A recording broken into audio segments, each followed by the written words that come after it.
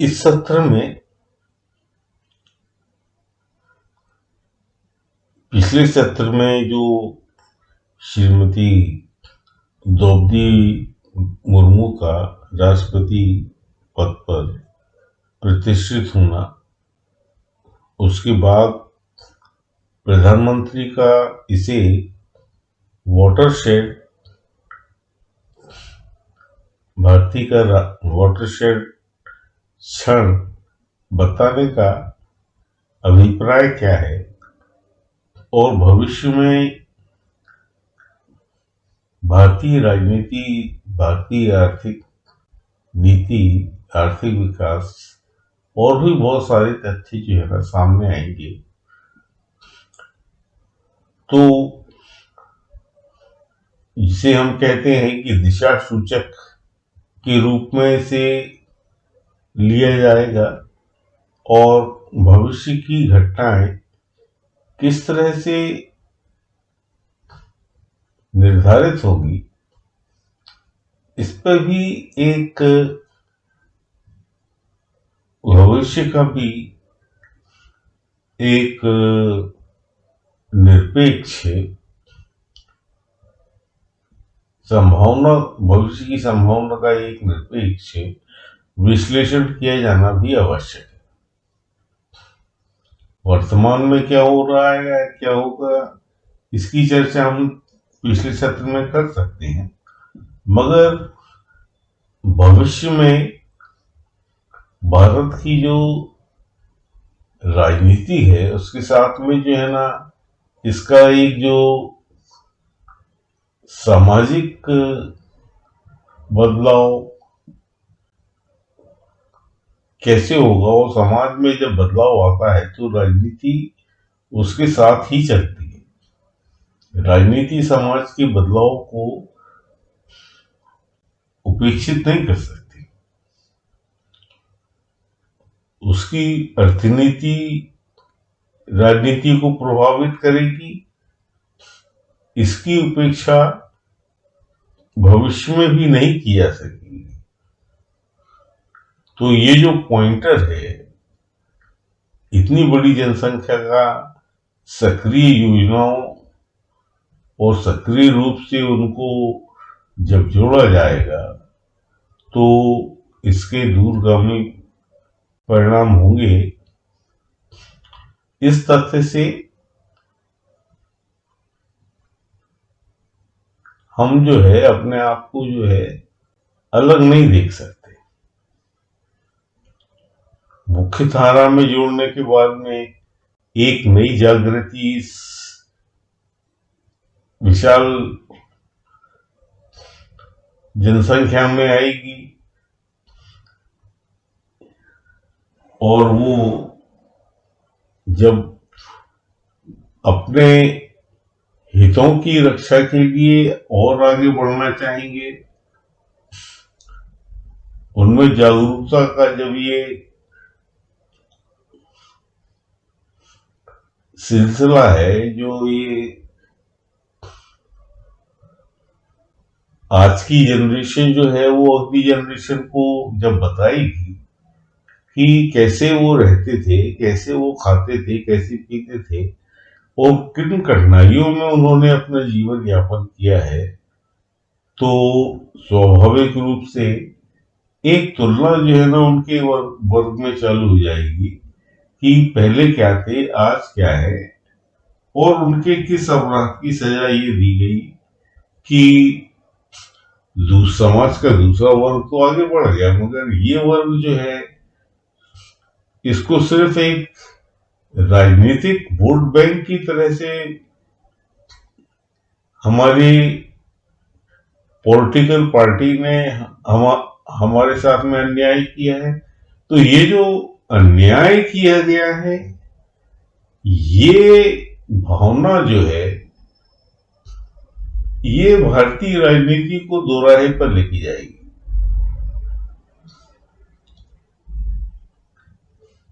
क्योंकि अगर ये समुदाय दूसरे समुदायों के ऊपर ये आरोप लगाना चालू कर देगा कि आप लोगों ने हमें जो है ना आर्थिक रूप से, शिक्षा की दृष्टि से और दूसरे आधुनिक जो है ना सुविधाओं से हमको जो है ना दूर रखा, और एक अलग आपने अपना वर्ग बना लिया जिसमें सिवाय उनके शोषण के अलावा जो है ना दूसरा काम नहीं हुआ। वनों पर उनका अधिकार और अधिक वो अपना मांगेंगे, स्वाभाविक है, क्योंकि ये जंगलों में रहने वाले लोग हैं। जंगलों पर उनका अधिकार और अधिक आपको उनको देना पड़ेगा, और उनके जीवन यापन में जो है ना जंगल के महत्व को, जो पर्यावरण है उसके महत्व को, इन्हें आपको उसकी शक्ति जो है ना इनको डेलीगेट करनी पड़ेगी।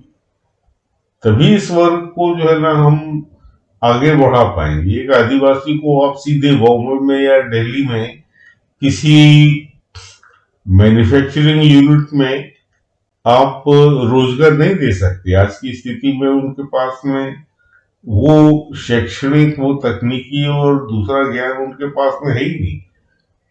जब प्राथमिक शिक्षा नहीं हुई है तो आधुनिक अर्थव्यवस्था में उनके योगदान को कैसे आप सुनिश्चित कर सकते हैं? तो जब तक तकनीकी शिक्षा या प्राथमिक शिक्षा बराबर रूप से उनको उपलब्ध नहीं की जाएगी, तब तक वो जंगलों पर ही अपना जीवन यापन करेंगे, और जंगलों को अर्थव्यवस्था में प्रमुख स्थान देना और अधिक आर्थिक लाभ उन्हें कैसे दिए जा सकते, क्योंकि आर्थिक सुविधाएं जो है ना आप डोनेट नहीं कर सकते। ये प्रक्रिया जो है ना जहां जहां भी चालू हुई है, यानी डोल आउट करने की, कि आपको जो है ना सब निःशुल्क दे दिया जाएगा, आपको सब, इतनी बड़ी आबादी को जो है ना आप जो है ना खैरात बांटने का काम नहीं कर सकते। अर्थव्यवस्था इससे बहुत अधिक प्रभावित हो जाएगी।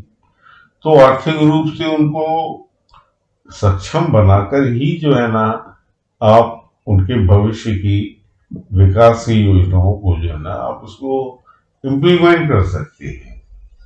इस पूरी प्रक्रिया में भारी जो है ना आपको निवेश करना पड़ेगा, क्योंकि जंगलों में स्कूल बनाना, हॉस्पिटल बनाना और दूसरे यानी बाजार, मार्केट इकोनॉमी को वहां तक पहुंचाना, ये इतना आसान काम नहीं है।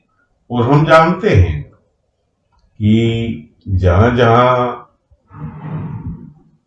क्योंकि मैं स्वयं जो है सरगुजा जिले में मैंने देखा है कि कैसे आदिवासी अपनी उपज को लेके आते थे, उनकी मंडियां अलग थी, और वहां पे व्यापारी वर्ग जो है ना नमक के बदले में जो है ना किस तरह उनके वस्तुओं को खरीद लेता था, और मार्केट इकोनॉमी में अपने बाजार में उसको खपा देता था।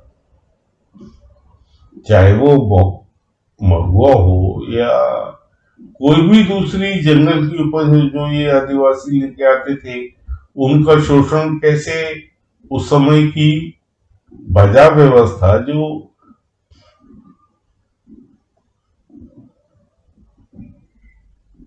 खरीदार थे उनकी उपज के, वो संगठित होकर उनका शोषण करते थे। आज व्यवस्था कुछ बदल रही है, मगर उन्हें उचित स्थान मार्केट इकोनॉमी में उनकी प्रोडक्ट को देना, और उसके जिसे कहते हैं कि मार्केटिंग की पूरी व्यवस्था करना, ये इस प्रक्रिया को और अधिक आगे बनाना पड़ेगा इसको। और क्योंकि कोई भी तत्व जो है ना मार्केट इकोनॉमी को जब अफेक्ट करने लगता है तो एक नया संतुलन भी बनता है। वो संतुलन आज की अर्थव्यवस्था के अनुसार हो या ये जो संगठितवादी है इनके आर्थिक विकास की इस तरफ उसका झुकाव हो, इसका चुनाव हमारे आर्थिक नीति के जो भी निर्धारण करने वाले जो अर्थशास्त्री हैं उनका सहयोग भी इस समय बहुत अधिक है। उनका विजन जो है हमारे प्रधानमंत्री के और जो हमारे आर्थिक संस्थाएं हैं यानी कि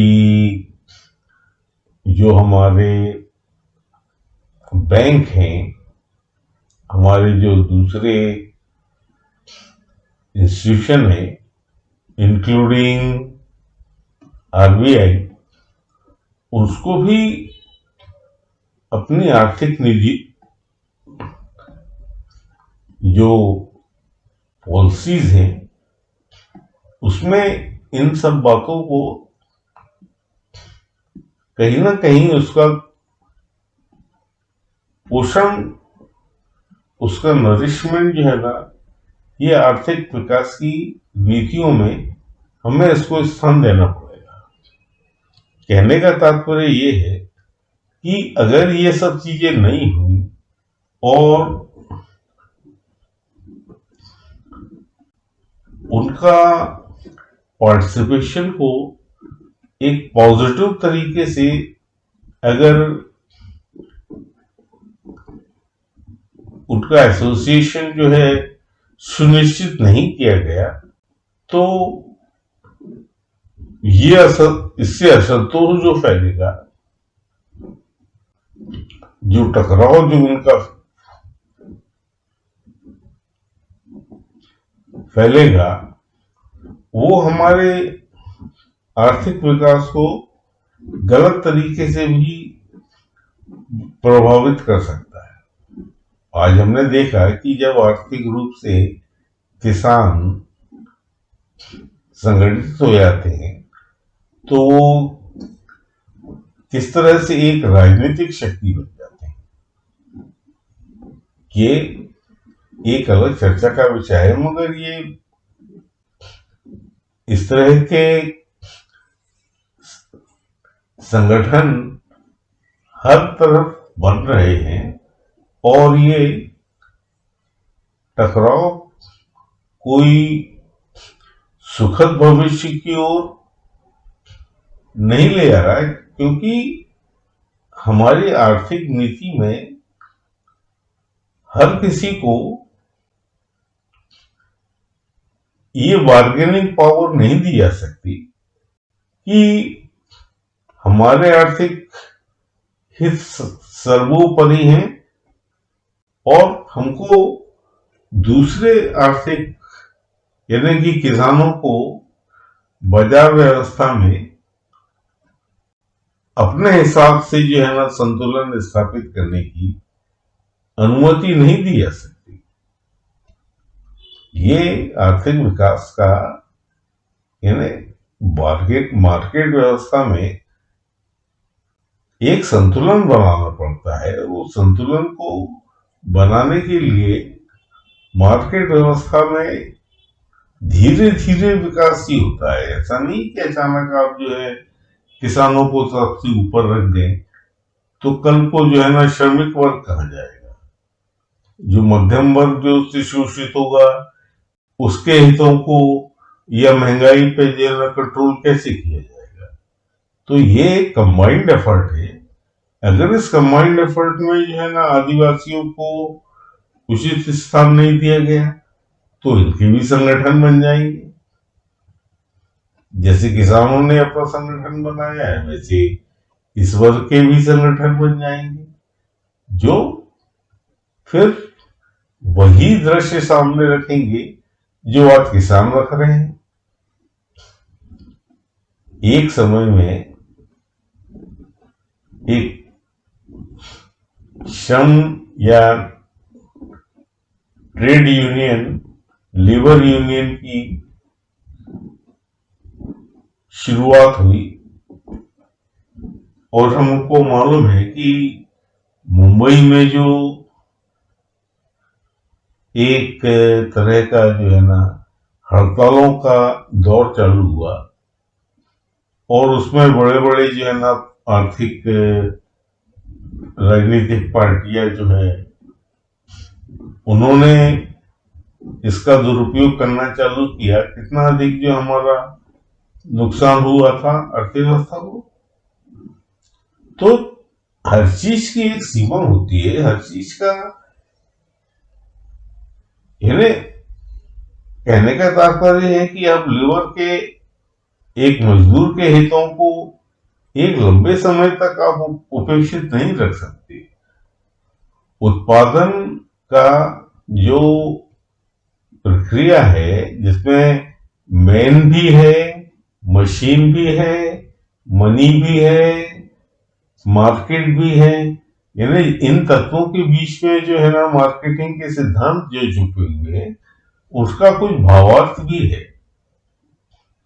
तो उसमें से एक तत्व को, अर्थात लेबर को, अगर आप उचित प्रतिसाद या जिसे कहते हैं रिटर्न नहीं देंगे अपने लाभ कमाने की मशीन में, तो पूंजी का और लेबर के बीच में असंतुलन होगा।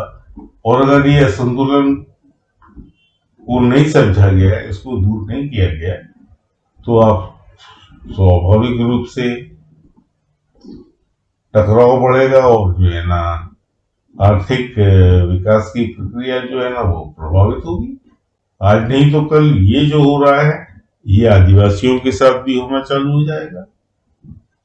तो भविष्य में इस टकराव को कैसे बचा जाएगा, कैसे इसको जो है ना संतुलित किया जाएगा, और कैसे जो है भविष्य की योजनाएं इस वर्ग के सामने प्रस्तुत की जाएंगी कि हम इस कार्यक्रम के साथ में आपको जो है ना आगे बढ़ा रहे हैं, कर रहे हैं, और आज हम ये कर रहे हैं, कल ऐसा करेंगे, परसों ऐसा करेंगे।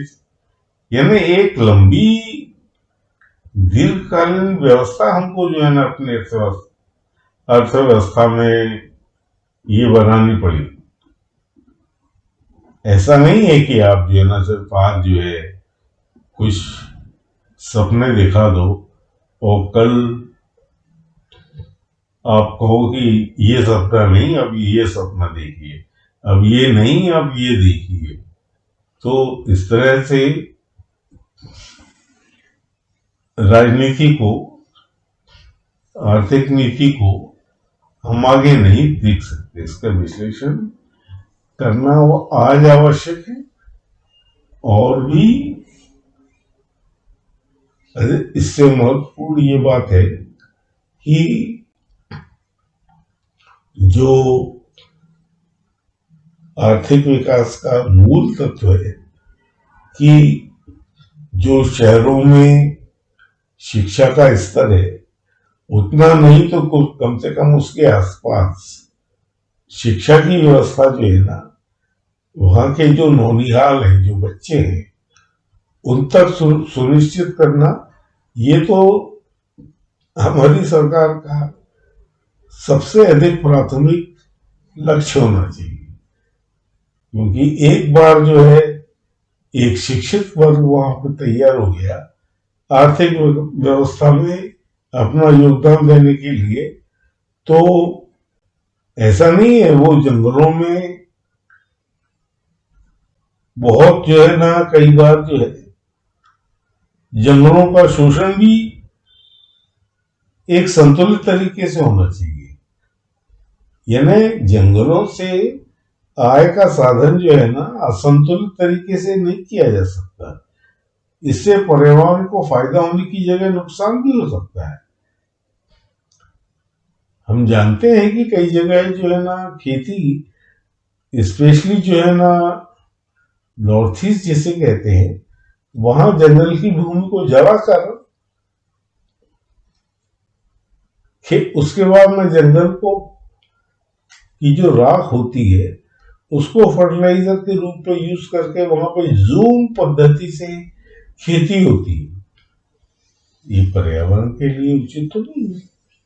तो कहने का तात्पर्य ये है कि हमें इस वर्ग को आगे बढ़ाने के लिए कई क्रांतिकारी परिवर्तन करने पड़ेंगे और इसकी रूपरेखा जो है हमारे जो नीति निर्धारक हैं उनको आज उसको परिभाषित करके घोषित करना पड़ेगा कि ये कार्यक्रम है जिसमें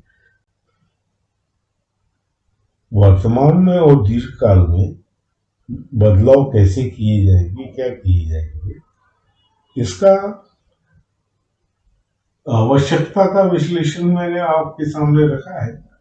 इसके साथ अगर आप सहमत हैं तो विचार विमर्श की प्रक्रिया में आप कृपया अपना योगदान दें, अपने कमेंट्स दें और एक न्यायपूर्ण व्यवस्था का कैसे, उसका स्वरूप कैसे, क्या होना चाहिए, कैसे होना चाहिए, मार्केट इकोनॉमी को किस तरह से हम संतुलित कर सकते हैं, ये सभी विषय अलग अलग होकर भी जो है ना एक है। कई तथ्यों को जोड़कर ही आप जो है ना किसी एक भव्य इमारत का आप निर्माण कर सकते हैं। सिर्फ ईंट लेकर या सिर्फ सीमेंट लेकर, सिर्फ लोहा लेकर एक भव्य इमारत का निर्माण नहीं किया जा सकता। उसी तरह जब तक विभिन्न विचार नहीं जुड़ेंगे हम आगे भविष्य की कल्पना को साकार होते हुए नहीं देख पाएंगे। इसी संदेश के साथ में आज के सत्र को मैं समाप्त करता हूं। धन्यवाद।